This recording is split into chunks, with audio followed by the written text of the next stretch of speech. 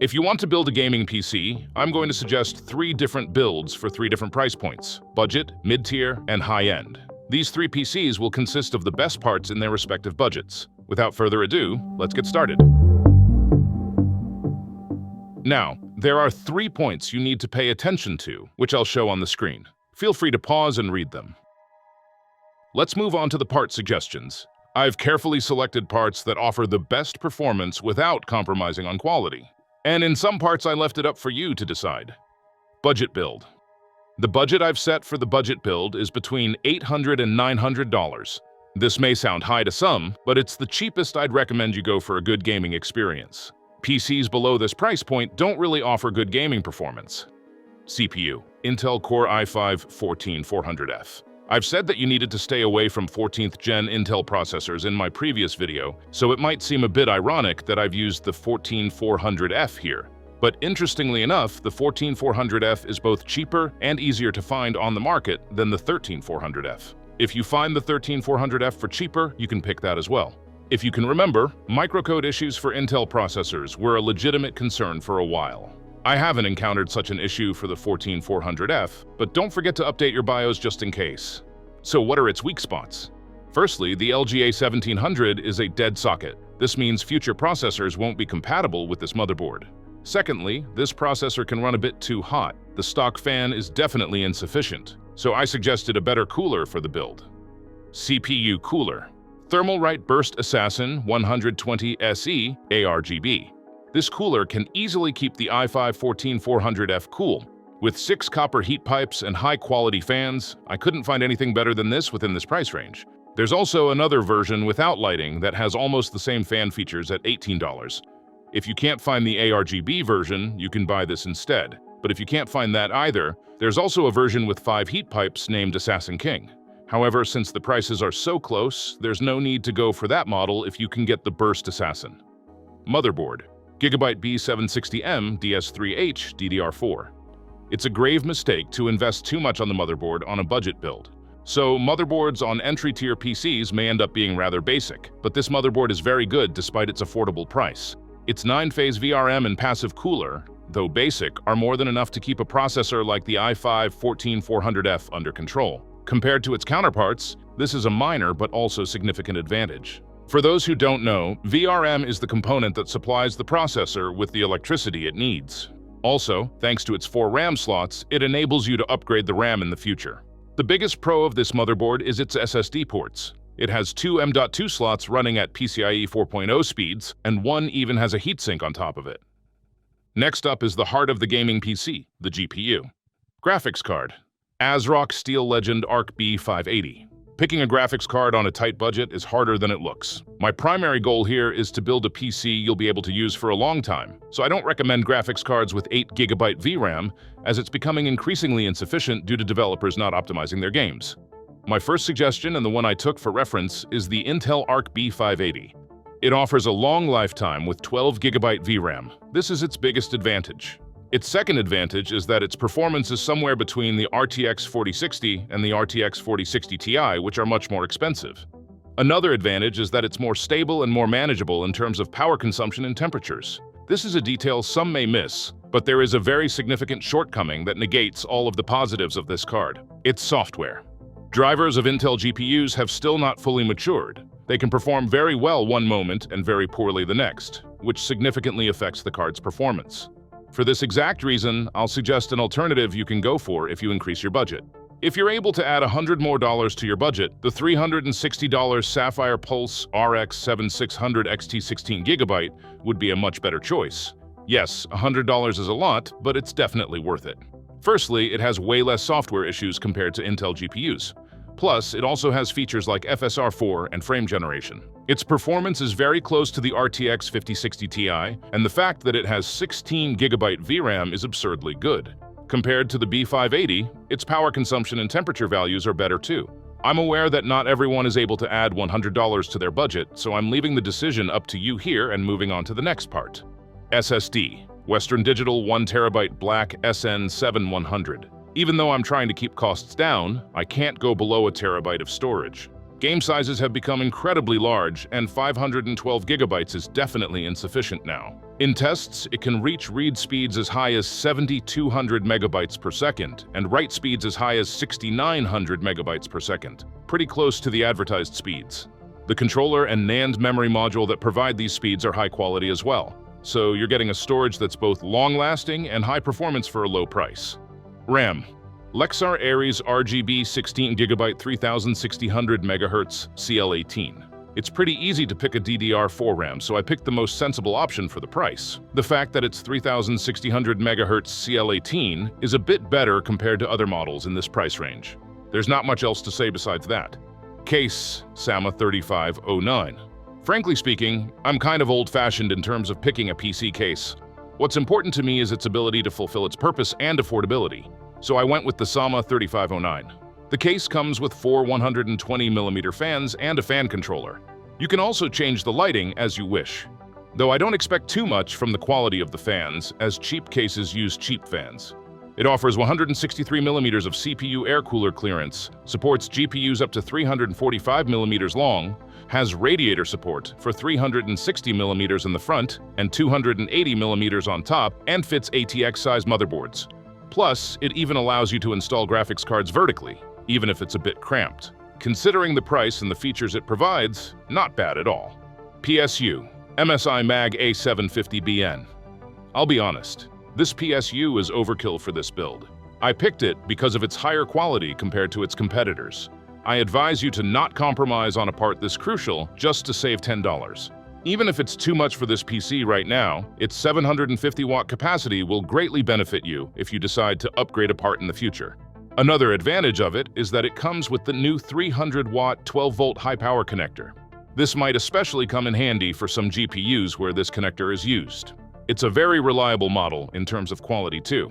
With that, our low-budget PC is complete for $793. Mid-tier build. We're now moving on to the mid-tier build. This time, our budget is between $1,400 and $1,500. CPU. AMD Ryzen 5 9600X. Here, I'll use the Ryzen 5 9600X many of you asked about in the comments of my processor recommendations video. The 9600X is a bit more powerful and cooler than the 7600X. If the price gap widens, you can also opt for the 7600 or the 7600X. As we'll add an external CPU cooler anyways, you don't have to worry about temperatures. Even though 6 cores and 12 threads may seem low, what's more significant is the architecture of the CPU. As the architecture of the 9600X is recent, it'll greatly satisfy you in terms of performance. CPU cooler. Thermalright Phantom Spirit 120 SE. This cooler is an absolute monster. It performs better than most 240mm water coolings you can find on the market, and it cools our processor quite well. As I've already stated many times before, the idea that water coolers are better than air coolers is entirely wrong. I don't want to explain it at great length again. Firstly, it comes with 7 heat pipes and a large block with dual towers. This way, the heat from the processor is dissipated better. Alongside this, it also comes with 2 fans. Its specs are great on paper, and it can provide cooling quietly. You can use this cooler with peace of mind, even if you upgrade your processor later down the line. Motherboard. ASRock B650PG Lightning. Here, we can invest a bit more on the motherboard. As the AM5 socket is still being used and will continue to be used for a long time, we want the motherboard to last you a long time. Firstly, it has an incredible VRM with 17 phases and 60 amps. The fact that it has heat sinks all around and the 8+8-pin CPU power connector is a big advantage too. In addition to this, it also has 3 M.2 slots and 12 USB ports in total, with one of them being a USB Type-C port. For this price, a feature-packed motherboard like this is a deal you shouldn't miss. GPU. Asus Prime RTX 5070 Ti. It would be a huge mistake to not go with NVIDIA within this price range. It's especially lucky that a model like the Asus Prime is the most affordable 5070 Ti model. I put this model on the top of the C tier on my NVIDIA RTX 50 series tier list. If you're looking for a cheaper option, you can go for the RX 9070 XT on the AMD side as well. NVIDIA's software toys like MFG and DLSS 4 will allow you to play future games comfortably as well. This was the main reason I picked the 5070 Ti instead of the RX 9070 XT. Plus, its power consumption and temperature values are pretty reasonable too. It offers a similar performance to the RX 9070 XT I've mentioned. Both cards come with 16GB VRAM and offer more than satisfactory performance at 1440p resolution. The only difference is that while the 5070 Ti has GDDR7 memory, the RX 9070 XT has GDDR6 memory. This allows the memory of the 5070 Ti to be faster and be used more efficiently in some situations. If you're planning to do production work, NVIDIA cards are better in that regard. Keep that in mind. SSD. Samsung 990 Pro 1TB. Plain and simple. I've used one of the best SSDs on the market. Not picking a beast like the 990 Pro when our budget allows us to do so would be pointless. It can reach read speeds of up to 7,200 megabytes per second and write speeds of up to 6,800 megabytes per second, so it performs quite closely to the advertised speeds. Another advantage it has is that it has a DRAM. You can think of it like a RAM positioned inside the SSD. The DRAM lets the SSD run faster and more stably. RAM. Patriot Viper Venom ARGB 32GB 6000 MHz CL30. It would be really nonsensical to not use a dual-channel 32GB DDR5 memory in this budget. It runs pretty stably at 6000 MHz CL30, which is regarded as the most optimal range for AMD builds. Faster speeds may sometimes cause compatibility issues. Normally, the performance increase from dual-channel is smaller with DDR5 than with DDR4. However, with 32GB of capacity, this configuration still improves the PC's overall performance. These RAMs also have RGB-less and CL36 variants available. If their prices are close, I recommend picking the CL31. Case. MSI MAG FORGE 321R. You might be thinking that I picked this case just because of its brand, but no, I'm still old-fashioned in terms of PC cases, and I still prioritize functionality. Just like in the previous case, this one also comes with 4 120mm ARGB fans and a fan controller. It has 160mm of CPU air cooler clearance, supports massive GPUs up to 390mm long, fits ATX motherboards, and has radiator support for 360mm on top and 240mm in the front. Unlike the previous case, it doesn't have built-in support for vertical GPU mounting. You can add this functionality using a vertical GPU mounting kit. I picked this case as it fulfilled my criteria. I'm sure you can find a case you like at this price point by researching. PSU. Cooler Master MWE Gold 850 V3. Yeah, I went a bit overboard again. In fact, the MSI A750BN I recommended earlier would be enough for the RTX 5070 Ti as well. In fact, most 750-watt PSUs would be more than enough for this build. The reasons I picked this power supply is that it's really high quality for its price, it fits in our budget, and it offers flexibility for any upgrades you might perform in the future. This specific model I've picked is the modular version of the MWE V3 850 watts. This way, you can drastically reduce the mess cables create.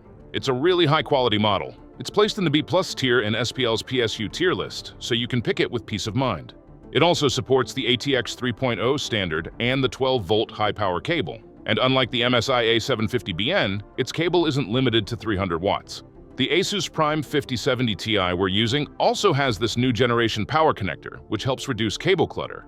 I have an important thing to note here. Reports of 12-volt high-power cables burning arise from time to time, but the probability of encountering such an issue on a GPU that doesn't draw a lot of power, such as the 5070 Ti, is really low. You just have to make sure that you properly plug in the connector. With that out of the way, our mid-tier build is complete for $1,457 in total. High-end build. Next up is the big boy. Our budget for the high-end build is between $2,500 and $2,600.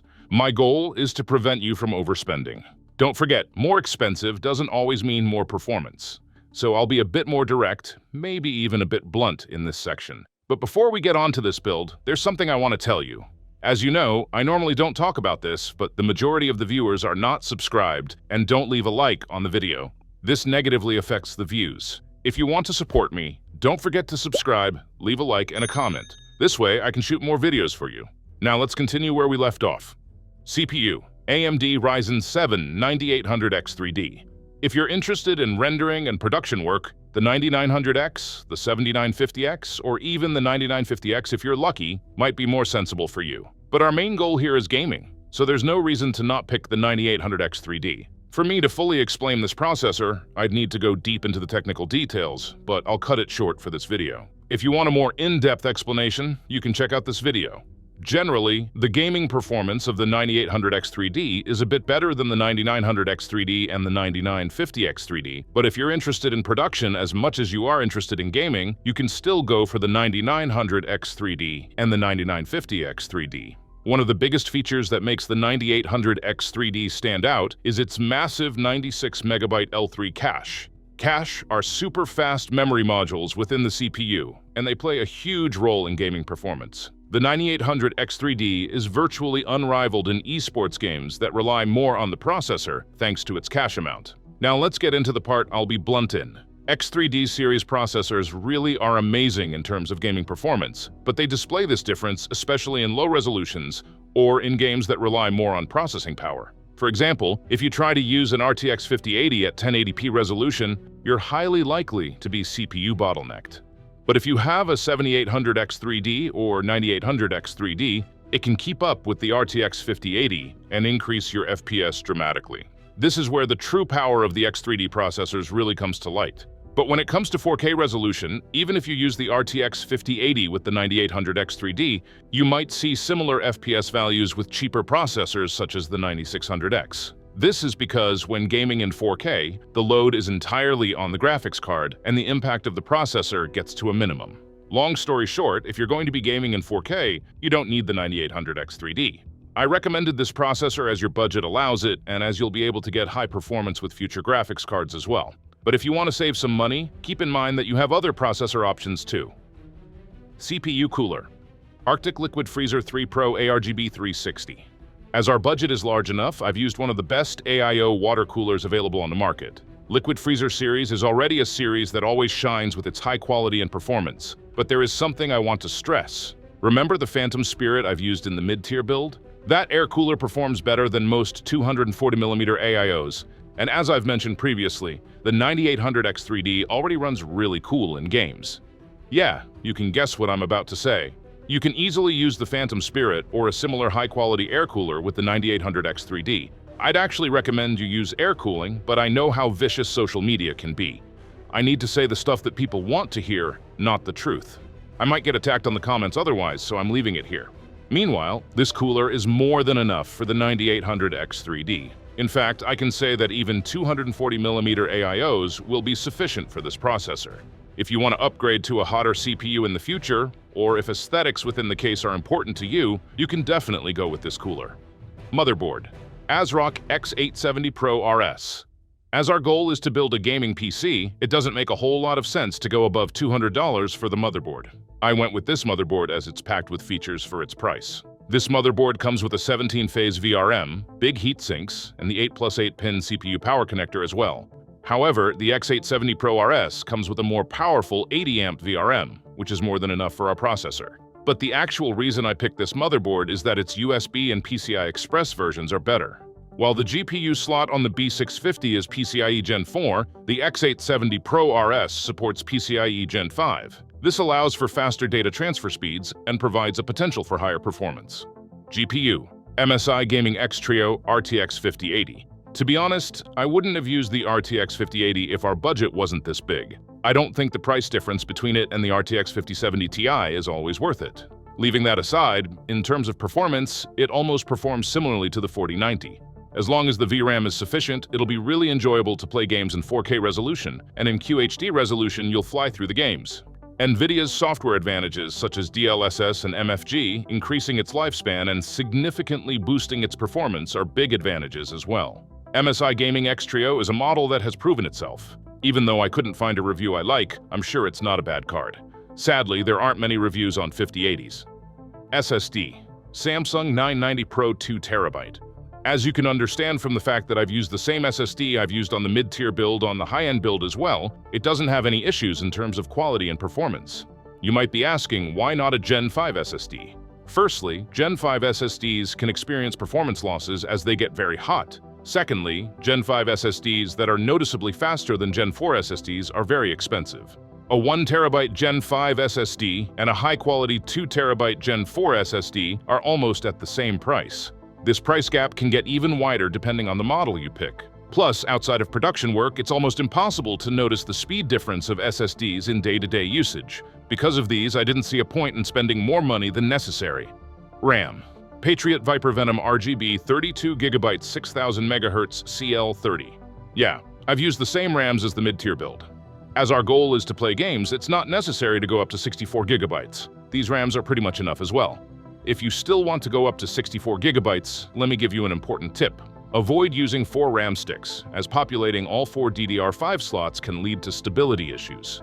The safest option is to use it as 2 32GB sticks.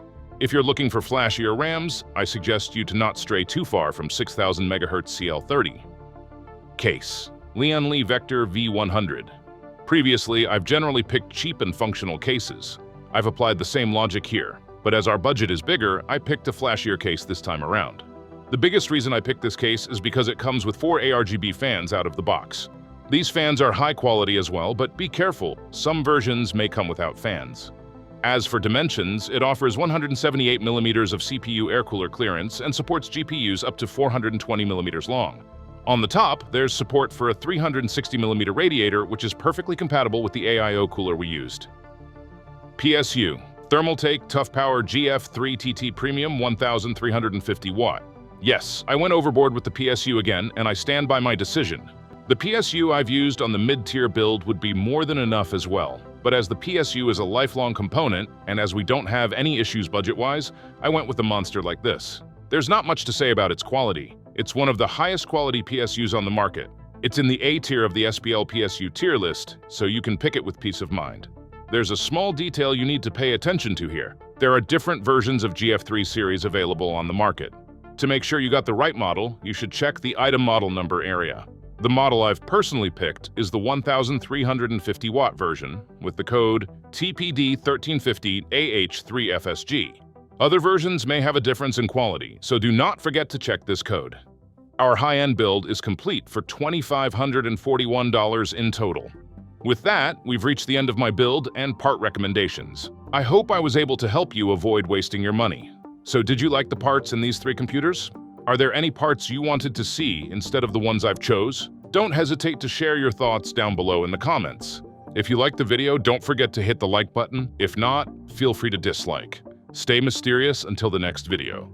Take care, and bye.